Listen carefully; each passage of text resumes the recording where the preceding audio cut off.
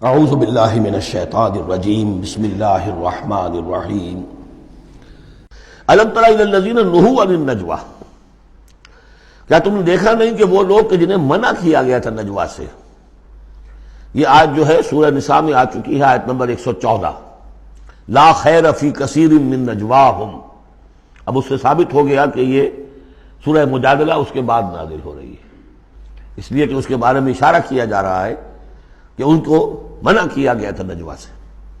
ثم یعودون لما نہوا عنہ، پھر بھی وہ اعادہ کر رہے ہیں، دوبارہ اسی شے کا ارتکاب کر رہے ہیں جس سے وہ روکے گئے تھے۔ یہ منافقین تھے کہ جو سرگوشیاں کرتے تھے، علیحدہ جا کر باتیں کرتے تھے، اسکیمیں بناتے تھے۔ کبھی وہ جن کے ساتھ ان کے دوستانہ تعلقات تھے یہود میں سے ان کے پاس جاتے تھے، کبھی آپس میں میٹنگیں کرتے تھے۔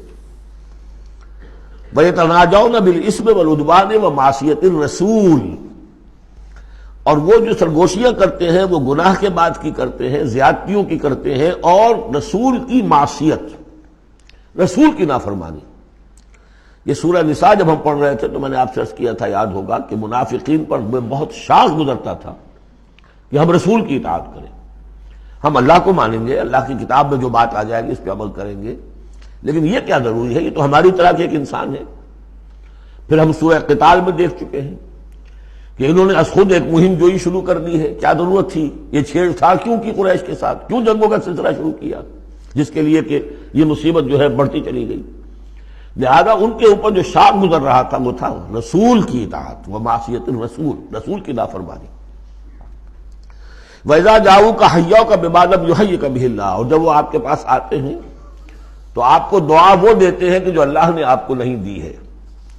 یہ ہم پڑھ چکے ہیں، سورہ نساء ہی میں یہ مضمون آیا تھا۔ تحیہ، عربوں کے ہاں سب سے بڑی دعا یہ تھی کہ حیاک اللہ، حیاتی ہوئے، اللہ تعالیٰ تمہاری زندگی دراز کرے، طویل کرے، اچھی زندگی دے۔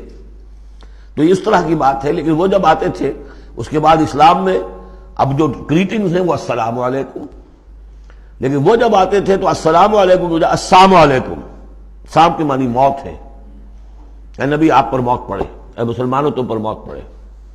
لہذا وَإِذَا جَاءُوكَ حَيَّوْكَ بِمَا لَمْ يُحَيِّكَ بِهِ اللَّهُ وَيَقُولُونَ فِي أَنفُسِهِمْ، اب دیکھیے یہ نفسیاتی بات ہے، دل ہی دل میں وہ کہتے تھے پھر لولا يعذبنا الله بما نقول، اللہ ہمیں عذاب کیوں نہیں دے رہا ہمارے اس کہنے پر۔ اس کا کیا مطلب ہے؟ یہ رسول نہیں ہے۔ اگر رسول ہوتے تو ہماری اس گستاخی پر فوراً ہماری زبانیں کھینچ لیتا اللہ تعالیٰ۔ یہ ہے وہ چیز جس سے کہ ہم نے سورہ حدید میں دیکھا تھا کہ پھر وہ جو تھوڑی بہت پونجی ایمان کی ہوتی ہے وہ بھی برف کی طرح پگھلنی شروع ہو جاتی ہے، زائل ہونی شروع ہو جاتی ہے۔ ایک شرارت کی، السلام علیکم یا رسول اللہ کہا، پھر اس کے بعد ہمیں پکڑ تو کوئی نہیں ہوئی، اس کا مطلب یہ اللہ کے رسول نہیں ہے۔ اللہ کے رسول ہوتے تو اللہ اپنے رسول کی یہ توہین اور یہ استہزاء کا بھی برداشت نہ کرتا۔ حسبہم جہنم، ان کے لیے تو اب جہنم ہی کافی ہے، موضوع ہے۔ یصلونہا، اس میں وہ داخل ہوں گے، فبئس المصیر، اور بہت برا ٹھکانہ ہے۔ یا ایھا الذین آمنوا اذا تناجیتم، اے اہل ایمان جب تمہیں کوئی سرگوشی کرنی ہو، علیحدہ جا کر بات کرنی ہو، فلا تتناجوا بالاسم والعدوان ومعصیۃ الرسول، تو دیکھو کسی گناہ کے کام کے لیے کوئی مشورہ ہو رہا ہے، اسکیم بن رہی ہے، کہیں کسی پر زیادتی کرنے کے لیے کوئی مشورہ کر رہا ہے خفیہ، یا رسول کی مخالفت، رسول کے احکام کی نافرمانی کی، یہ تمہاری سرگوشی کا موضوع نہیں ہونا چاہیے۔ وَتَنَاجَوْا بِالْبِرِّ وَالتَّقْوَىٰ، ہاں علیحدہ جا کر کسی کو کوئی بات سمجھانی ہے تو نیکی کی تلقین کرو، بھلائی کی تلقین کرو، صدقہ و خیرات کی تلقین کرو۔ وَاتَّقُوا اللَّهَ الَّذِي إِلَيْهِ تُحْشَرُونَ، اور دیکھو اس اللہ سے ڈرتے رہو، اس کا تقویٰ اختیار کرو جس کی طرف کہ تمہیں لازماً جمع کیا جائے گا۔ انما النجوى من الشیطان، یہ نجوہ جو ہے یہ شیطانی عمل ہے، یہ شیطان کا کام ہے، یہ اس کی تحریک پر اور اسی کی طرف سے اس کے لیے تمہیں موٹیویشن ملتی ہے۔ لِيَحْزُنَ الَّذِينَ آمَنُوا، تاکہ اہل ایمان جو ہیں وہ رنجیدہ ہوں۔ ایک تو یہ کہ یہ ساری ان کی اسکیمیں جو ہوتی تھی وہ اسی لیے ہوتی تھی مسلمانوں کو نقصان پہنچائیں، ظاہر بات ہے کو نقصان پہنچے گا وقتی اور عارضی طور پر، تو طبع بشری کی بنا پر کچھ نہ کچھ رنج اور افسوس تو ہوگا۔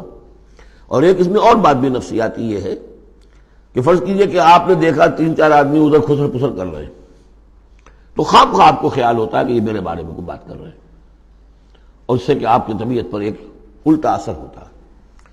کبھی کبھی خاص طور پر ایسا بھی ہوتا ہے کہ آپ کی طرف کسی نے دیکھ بھی لیا مسکرا کے، اور یہ در حقیقت انہیں ستانے کے لیے، چڑھانے کے لیے، لِيَحْزُنَ الَّذِينَ آمَنُوا، تاکہ اہل ایمان جو ہے وہ حزن سے دو چار ہوں، دلگیر ہوں، دل گرفتہ ہوں۔ وَلَيْسَ بِضَارِّهِمْ شَيْئًا، حالانکہ یہ شیطان کوئی ضرر نہیں پہنچا سکتا انہیں کچھ بھی، إِلَّا بِإِذْنِ اللَّهِ، مگر اللہ کے اذن سے۔ اللہ کی طرف سے کوئی آزمائش آنی ہے تو آئے گی، کوئی روک نہیں سکتا، لیکن شیطان اپنے ارادے سے، اپنے اختیار سے کوئی ضرر نہیں پہنچا سکتا۔ وعلی اللہ فلیتوکل المؤمنون، اور اہل ایمان کو توکل کرنا چاہیے صرف اللہ پر۔ اہل ایمان کا توکل اور بھروسہ، یہ کچھ نہیں ہوگا ان کے کیے، تم اپنا فرض ادا کرو، اللہ تعالیٰ تمہارے ساتھ ہے۔ یا ایھا الذین آمنوا اذا قیل لکم تفصحوا فی المجالس فافصحوا یفصح اللہ لکم، یہ بھی ان منافقین کا طرز عمل تھا کہ مجالس میں جب حضور کی عام مجلس ہے تو اس میں 3-4 آدمی ذرا قریب ہو کر ایک گچھا سا بن کر بیٹھے ہوئے ہیں، اور جو بات ہو رہی ہے حضور فرمائے ساتھ ساتھ وہ فقرے بھی چست کرتے جا رہے ہیں۔ پھر یہ کہ وہ علیحدہ بیٹھتے تھے کہ ہمارے فقرے یہ سچے مسلمان نہ سن لے کہیں، تب تو پکڑ ہو جائے گی ہماری۔ تو گویا کہ ایک گچھا سا بن کر وہ بیٹھے ہوئے ہیں، بہت قریب قریب ہو کر، اپنا ایک علیحدہ سالقہ بنا کر۔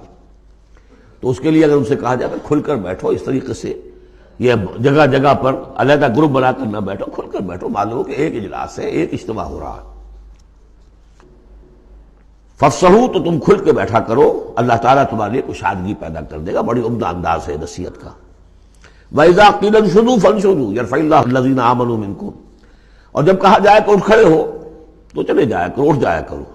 یہ بھی ہوتا تھا کہ ایک میٹنگ ہے، مشورہ ہے، گفتگو ہوئی ہے، کوئی مسئلہ طے ہو گیا ہے، اب یہ ہمیں اقدام کرنا ہے، یہ فیصلہ کرنا ہے۔ اب یہ کہ جب مجلس برخاست ہوئی وہ بیٹھے ہوئے وہیں پر کچھ ایک گروپ بنا کر، اب اس کے اوپر تبصرے ہو رہے ہیں۔ یہ بھی در حقیقت بحیثیت مجموعی جماعت کے اندر ایک سوء ظن کی سی فضا پیدا کرنے والی شے ہے۔ اب جب اجتماع تھا، بیٹھے تھے، اجتماع ختم ہو گیا، اب جائیے۔ جب کہا جائے کہ اٹھ جاؤ تو اٹھ جایا کرو، اٹھ کھڑے ہوا کرو۔ یرفع اللہ الذین آمنوا منکم، اللہ تعالیٰ تم میں سے جو واقعی اہل ایمان ہے ان کے درجات بلند کرے گا۔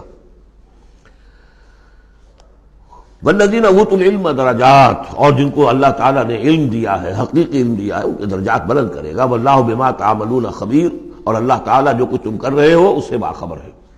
صدق اللہ العظیم۔